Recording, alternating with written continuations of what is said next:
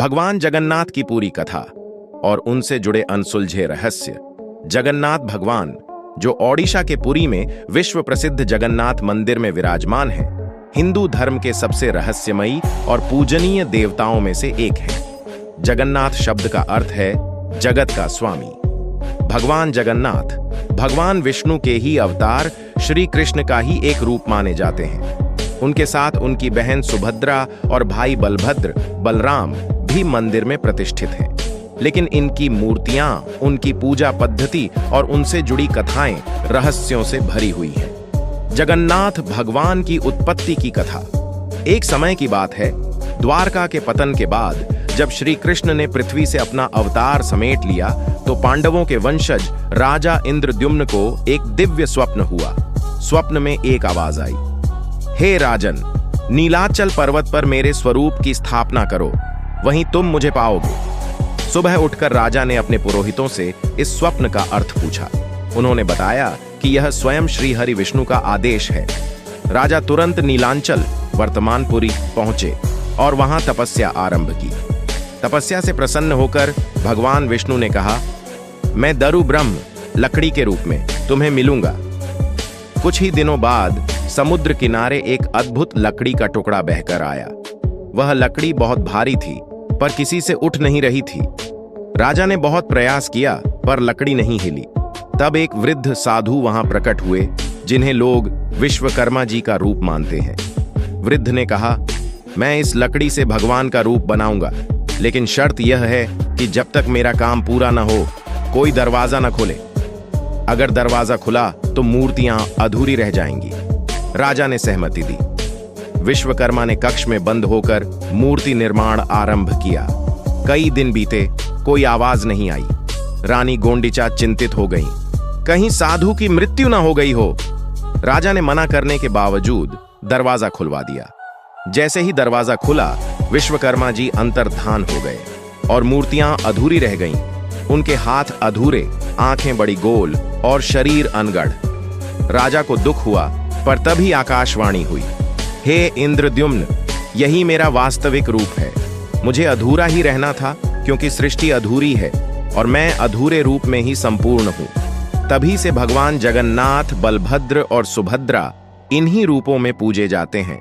राजा इंद्रद्युम्न ने भव्य मंदिर का निर्माण करवाया और इन दिव्य मूर्तियों की स्थापना की। कहा जाता है कि स्वयं भगवान ब्रह्मा ने मूर्तियों में प्राण प्रतिष्ठा की थी। मंदिर का शिखर नील चक्र से सुशोभित है, जिसे समुद्र से देखना भी शुभ माना जाता है। जगन्नाथ रथ यात्रा का रहस्य। हर वर्ष आषाढ़ मास में होने वाली रथ यात्रा विश्व प्रसिद्ध है। 3 विशाल रथ बनते हैं। भगवान जगन्नाथ का नंदी घोष, बलभद्र का तालध्वज और सुभद्रा का दर्प दलन। कहते हैं इस दिन भगवान अपने मायके गोंडिचा मंदिर जाते हैं। लाखों भक्त रस्सियों से रथ खींचते हैं। ऐसा विश्वास है कि जो स्वयं भगवान के रथ की रस्सी खींचता है वह मोक्ष प्राप्त करता है। लेकिन इसका रहस्य यह है कि जब रथ खींचने का आरंभ होता है तो कई बार रथ अपने आप चलने लगता है। वैज्ञानिक कारण खोजने पर भी इसका रहस्य आज तक नहीं सुलझा कि इतने भारी रथ बिना किसी स्पष्ट शक्ति के कैसे गतिमान हो जाते हैं। मंदिर के अनसुलझे रहस्य 1, मंदिर की छाया नहीं पड़ती। सूर्य की दिशा कोई भी हो, पर जगन्नाथ मंदिर की छाया कभी जमीन पर नहीं दिखती।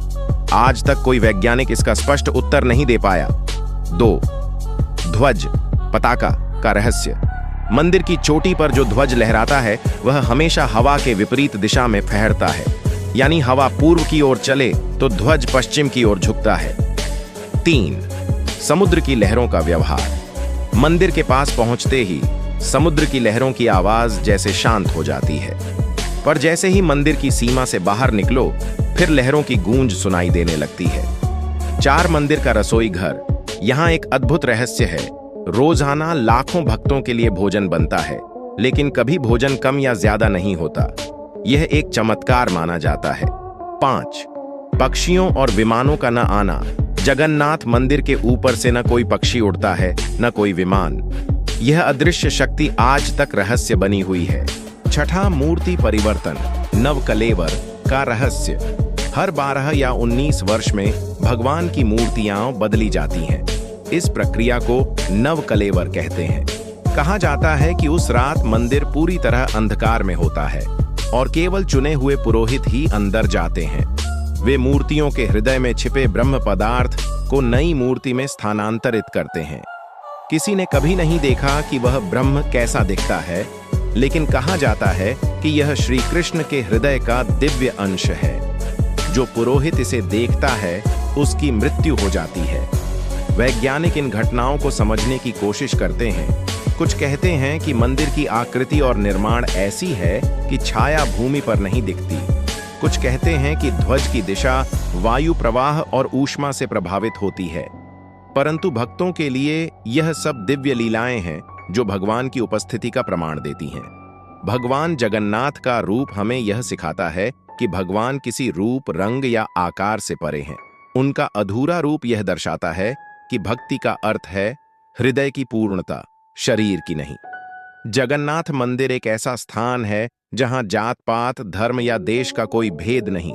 हर भक्त वहां समान है। इसीलिए जगन्नाथ को सार्वभौमिक भगवान कहा जाता है। पुरी के जगन्नाथ न केवल भगवान विष्णु के अवतार हैं, बल्कि भारतीय संस्कृति की एकता, भक्ति और रहस्य के प्रतीक हैं। उनकी कहानी हमें यह संदेश देती है कि ईश्वर की लीलाएं मानव बुद्धि से परे हैं। जो हमें दिखाई देता है वह केवल प्रतीक है, लेकिन जो अनुभव होता है वही सच्चा दर्शन है। आज भी जगन्नाथ धाम में हर दिन वही रहस्य, वही शक्ति और वही दिव्यता विद्यमान है, जो हजारों वर्षों से भक्तों को मोक्ष का अनुभव कराती आ रही है।